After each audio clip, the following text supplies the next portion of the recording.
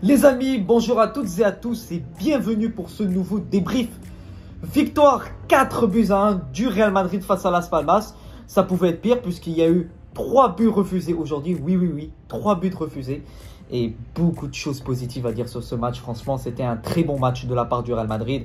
Une excellente première mi-temps. Et on va revenir sur tout ça dans cette vidéo. Tout d'abord, je suis obligé de parler du match de Kylian Mbappé, les gars.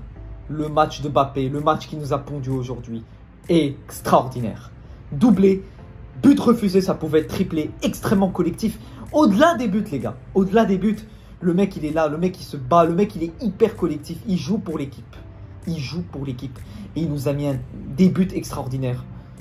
Le penalty, heureusement, il passe ce problème psychologique, cette barrière qu'il avait avec les penalties, le raté face à Bilbao, le raté face à Liverpool. Là, il le marque. Le deuxième but, mon Dieu, il est magnifique, du plat du pied. Voilà, il ouvre le pied, elle va en lucarne. Et le troisième but qui est refusé. D'ailleurs, au début, je pensais il n'y avait pas hors-jeu, dans le sens, oui, il y a hors-jeu, très clairement. Mais ils ont plutôt jugé l'action sur le fait que Mbappé gênait le défenseur qui relançait le ballon de la tête. Oui, mais il y a très clairement hors-jeu. Et sans surprise, Mbappé qui finit homme du match. Franchement, tu compares le Mbappé d'il y a quelques mois et le Mbappé de maintenant, aujourd'hui, il réussit des choses qu'il ne pouvait même pas tenter il y a quelques mois. Tout ça, c'est la confiance. Tout est dans la tête, les gars. Tout est dans la tête. Tout ce qu'il fait actuellement, ce sont des choses... Vous avez des degrés de confiance. Plus vous avancez dans la confiance, plus vous tentez des choses extrêmement compliquées. Il y a quelques mois, il n'arrivait même pas à dribbler quelques joueurs. C'est là où on voit vraiment qu'il est il a vraiment fait une énorme progression sur sa confiance, sur son jeu. Voilà, là le mec, on l'a retrouvé. On a retrouvé le Mbappé qu'on connaissait. Au-delà de Kylian Mbappé, Rodrigo qui a fait un excellent match aujourd'hui. J'ai vraiment adoré le match de Rodrigo à gauche. Excellent. Toujours là à servir Kylian, à servir les attaquants. Il a très bien travaillé sur l'aile. Au-delà de l'aspect offensif, il a vraiment fait un excellent match aussi défensivement. Il descendait pour récupérer les ballons. Donc j'ai vu un excellent Rodrigo. Le milieu de terrain, très bon milieu de terrain du Real Madrid aujourd'hui. Valverde, Ceballos, Bellingham, ça a super bien fonctionné. Bellingham qui était là dans la récupération, dans la construction du jeu, dans la possession du ballon. Voilà, mais j'ai adoré Ceballos, les gars. Franchement, il faut parler de Ceballos. Je l'ai adoré. Il a fait un match. Mon Dieu, le joueur qu'on a. Le seul petit souci qu'on peut avoir avec Ceballos, c'est est-ce qu'il sera capable d'enchaîner les match après match. Est-ce que physiquement il peut tenir? Mais à part ça, les gars, ce joueur est une perle. Ce joueur est un trésor. Ce joueur est extraordinaire. Il a un énorme volume du jeu. Il faut vraiment profiter et exploiter au maximum son volume de jeu. Parce que franchement, on a quelqu'un... Franchement, je ressens du Kroos de l'époque. Certes, personne ne sera comparable à Toni Kroos, mais il est extraordinaire. Et il faut vraiment l'utiliser dans les très gros matchs. Ceballos a une place, il est indéboulonnable au milieu de terrain.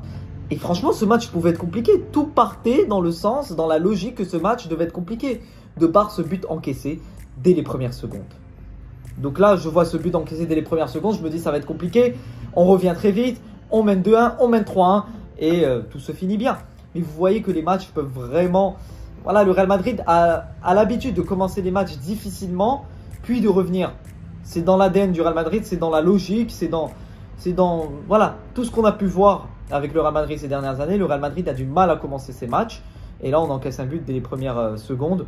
Donc voilà, heureusement qu'ils ont pu revenir. Fran Garcia qui fait un excellent match. Franchement, Fran, je ne peux rien lui reprocher. Il joue avec son niveau, il joue avec ses capacités. Il mouille le maillot, il fait tout ce qu'il peut. Aujourd'hui, il a fait un excellent match. Je pense qu'il ressort même avec une passe décisive sur le but de Rodrigo. Franchement, Fran, extraordinaire. Extraordinaire, Fran Garcia. C'est le genre de joueur sur lequel on peut compter sur des matchs comme ça. Même des matchs de Liga du genre l'Atlético de Madrid. Il peut jouer une mi-temps. Vous voyez, il apporte quelque chose offensivement. Il est très bon offensivement. Donc franchement, il faut l'utiliser au maximum sur cet aspect du jeu parce que c'est sa qualité. Aujourd'hui, on est parti sur une défense Asensio-Rudiger puisque je vous le mets à l'écran. Tchouaméni a été écarté du groupe du Real Madrid juste avant le match puisqu'il a été diagnostiqué, enfin il a ressenti une gêne à sa jambe et les blessures s'enchaînent au Real Madrid. C'est le manque de rotation, c'est la condition physique, le physique des joueurs, le corps des joueurs. Est-ce qu'ils peuvent supporter tous ces matchs, le manque de rotation. Même si aujourd'hui Carlo Ancelotti, j'ai trouvé un Ancelotti qui a fait beaucoup plus de rotation que d'habitude. On dirait que Ancelotti a écouté ce que demandaient les supporters, ce que demandait la presse, faire profiter les jeunes. L'entrée de Schéma, l'entrée de Lorenzo Aguado. D'ailleurs, Schéma, un joueur intéressant. Voilà. Il a vraiment un profil intéressant, grande taille, milieu de terrain. Donc, il faut vraiment en profiter puisqu'il est jeune. Mais voilà, Ancelotti a essayé de faire profiter au maximum les jeunes aujourd'hui. En globalité, c'était un excellent match. Un match où le Real Madrid a répondu présent. Offensivement, c'était magnifique. 3 buts refusés. Ce match pouvait se finir 7-1.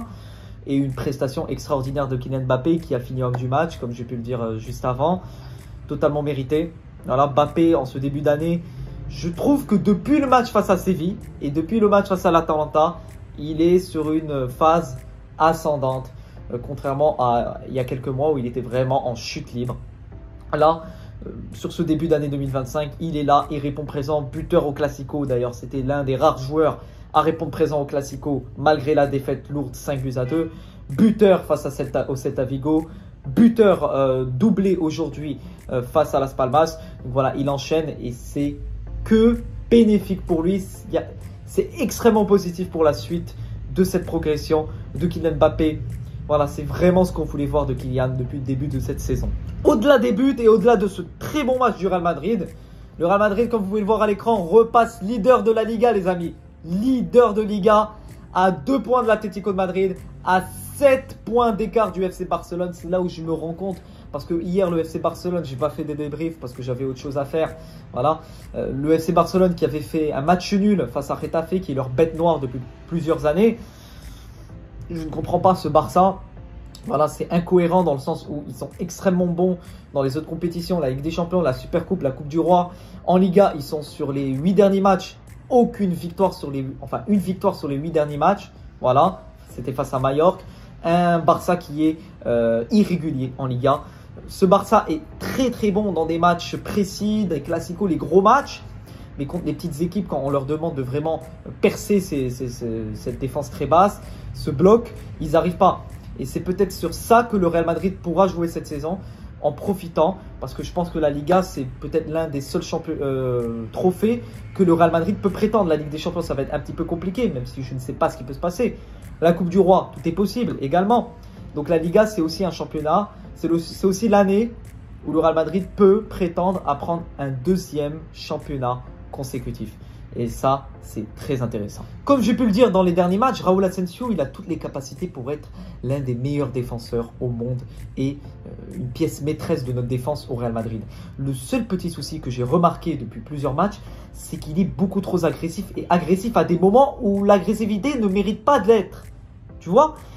Tu peux être agressif à des moments, il n'y a pas de problème, mais il y a des moments où il se jette sur le ballon, comme si le ballon allait lui échapper, alors que c'est une phase défensive assez simple à gérer. Vous voyez, c'est sur cet aspect-là que Asensio doit s'améliorer, doit agir différemment, au lieu d'être agressif à chaque action. Donc voilà. Mais à part ça, c'est un défenseur extraordinaire. Il a pondu un excellent match aujourd'hui, que ce soit défensivement, dans la construction du jeu, depuis la ligne défensive au milieu de terrain. Il y a eu vraiment un excellent lien entre le milieu et Raúl Asensio. Et je pense que pour les prochains matchs, il doit être titulaire indiscutable en défense centrale.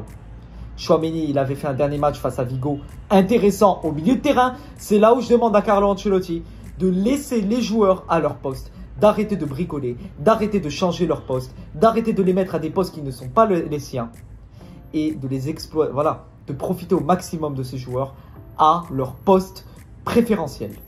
Et c'est là où on verra des prestations comme on a pu le voir aujourd'hui. Alors comme je l'ai dit au début de cette vidéo, il y a eu 3 buts refusés pour le Real Madrid. Certes, des buts où c'est incontestable, c'est visible, il y a hors-jeu.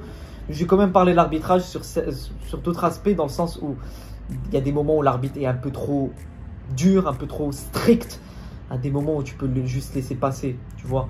L'arbitrage en Liga, parce que moi je vais parler de l'arbitrage, je ne parle pas de l'arbitrage que quand je perds ou que quand ça ne va pas dans mon sens. Même quand je gagne 4-1, je parle de l'arbitrage en général.